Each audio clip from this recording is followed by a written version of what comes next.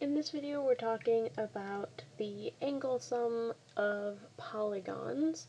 Now if we are looking at different polygons like a square, an octagon, a 12th gon, or a 17th gon, they all have different angle sums within their shapes. If we're trying to figure out what the angle sum in any given n-gon is, we have a theorem for that called the Polygon angle sum theorem. This one states that the sum of the measures of the interior angles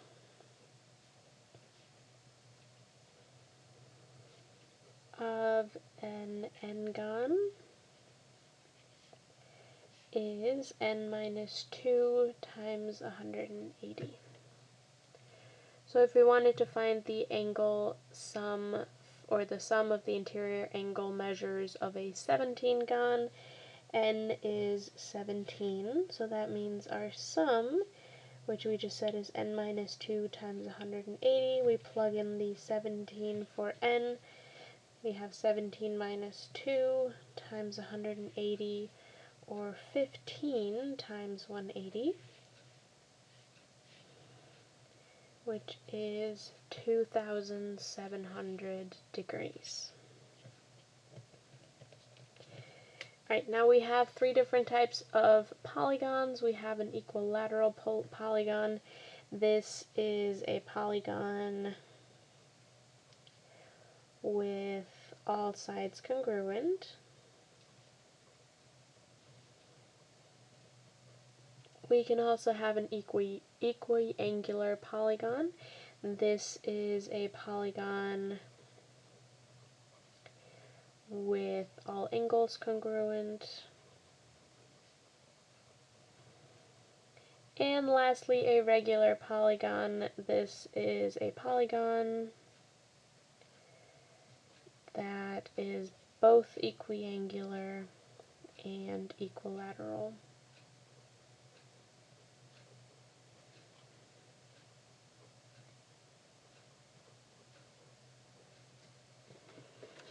So it has both of those things. Now we also have a corollary to the angle sum theorem. That corollary states that the measures of each interior angle of a regular n-gon is n minus 2 times 180 divided by n. So if we wanted to figure out the measures of the interior angles in a regular nonagon, a nonagon has 9 sides. That would mean the measures of one angle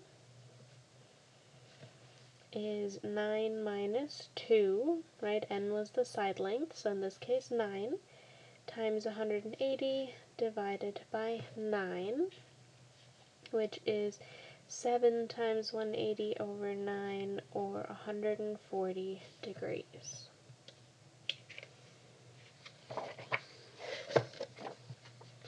Number 3, we have a quadrilateral EFGH. Now we gotta figure out what the measure of angle G is. First of all, a quadrilateral has 4 sides, and a polygon with 4 sides has the measurement of, or the interior angles measure up to what degree?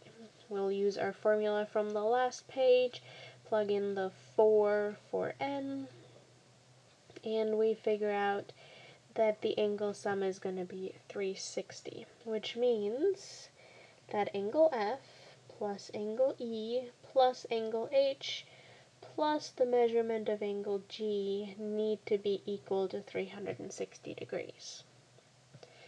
If we add F, E, and H, we get 258.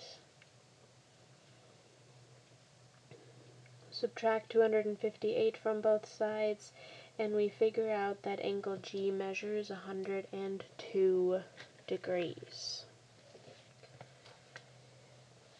And since we have an interior angle sum theorem, we also need to have an exterior angle sum theorem. This one says that the sum of the measures of the exterior angles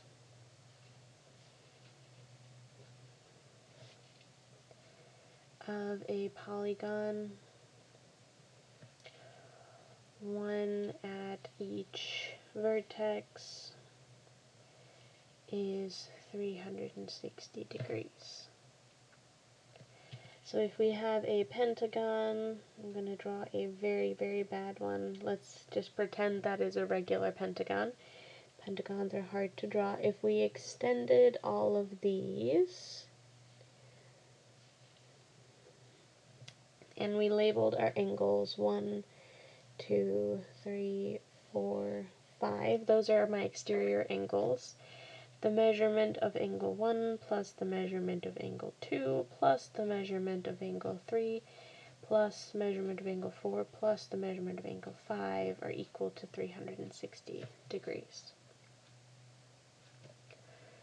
So for my first problem here, we want to figure out what the measure of each exterior angle of a regular nonagon is. Nonagon was 9 sides again, so that means we have 8 angles.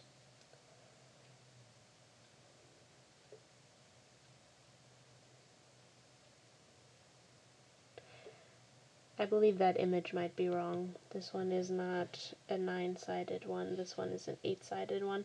So if we're looking at this specific one, the measurement of angle 1 is 360 divided by 8, which is 45 degrees.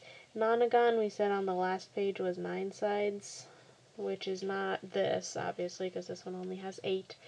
In that case, then the measure of each external angle, assuming that we're also finding one of them, we would divide by 9. So we would get 40 instead of 45. So, sorry, the image here does not match the question. So this one right here, we have 8 sides, so then the exterior angles, it's a regular octagon, so then each one of the sides, or each one of the exterior angles would be the same, so we can just divide the total degree by 8 to get the 45. If it is indeed a nonagon, which has the 9 sides, then we would divide by 9, get 40. If it's a hexagon, we would divide by 6, and so on. So just make sure that however many sides there are, we divide the 360 by that number. And that would be it.